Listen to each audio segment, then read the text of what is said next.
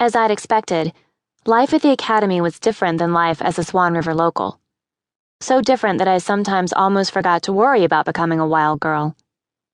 But at the beginning of my senior year, something happened that made me question whether Mrs. Lemons could be trusted to predict the future. Until then, I'd expected my last year to be relatively uneventful.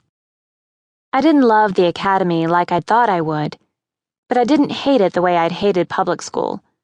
I had a single room overlooking the river from the top floor of Fallis Hall.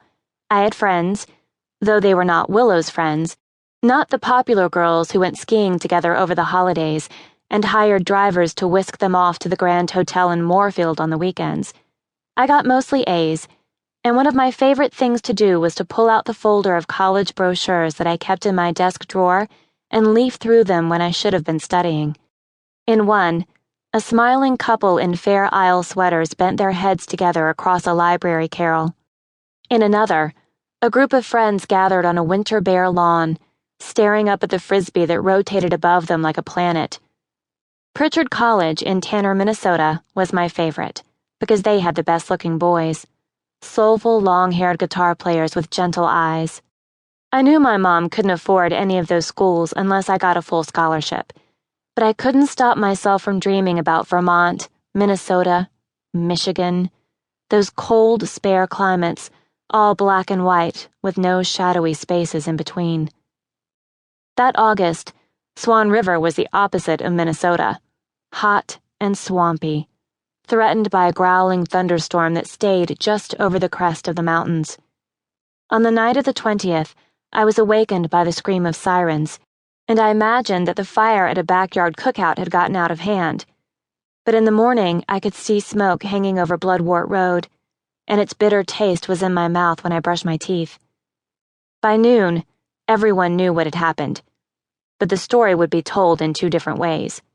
There was the official story, the one reported by Sheriff McClellan and the newspaper, and then there was the real story, the one that all the locals knew to read between the lines. The story agreed that a man named Rondell Clark, whom Maggie and I had called the Birdman, had been found in the ruins of Bloodwort Farm, his body so bloodied and burned that no one thought he could live. A fire had raged through the cabins, and in one of them the firefighters found the remains of Crystal Lemons.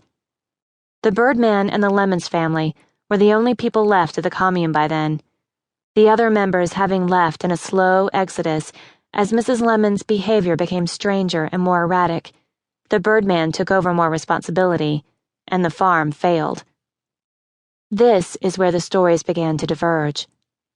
The sheriff claimed that the Birdman had been attacked by wild animals, though he was vague about what kind of animals they could have been, coyote, or bear, or possibly one of the catamounts that had been sneaking back into the region for the past few years.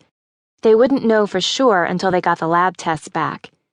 He never even tried to explain how a bear, coyote, or catamount had managed to start a fire that would send up flames that could be seen all the way from downtown. Travis spent the day after the fire at the commune, and at home that evening he hunched over a bowl of soup and a beer, gray-faced and exhausted.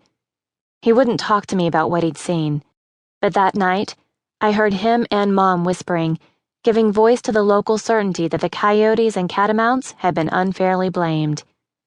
We all knew that the sheriff's lab tests would come back inconclusive, if they came back at all.